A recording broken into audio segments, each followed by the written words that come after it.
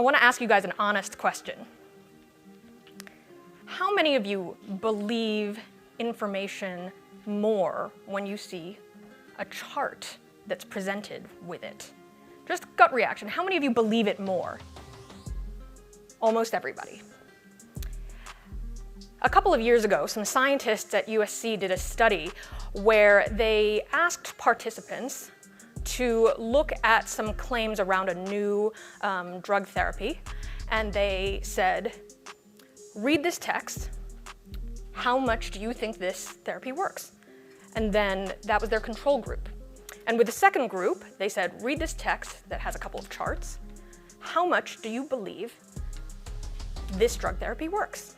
And what they found was that 97% of those who saw the text with a graph believed the drug worked, compared to only 68% of the people who saw only the text. And what was interesting about that is the charts were meaningless. The charts added absolutely zero information. It did not say anything new. It did not prove anything having to do with efficacy. Just the presence of charts made people feel more confident in the information that was being presented.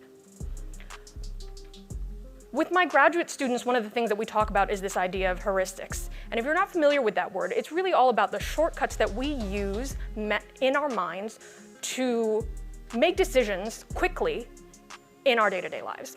So the key idea there is we have to, as marketers, take advantage of those heuristics to make sure that we're presenting information in a way that's easy for the audience to digest, to remember, and to believe. So one of the reasons that data is so important to storytelling is that it gives us a form of those heuristics. Why infuse your content with data? It adds credibility. Immediately, it makes that information feel more grounded in reality, right? It makes it relatable. How many of you have looked up benchmarks for your industry at some point or another? Raise your hands.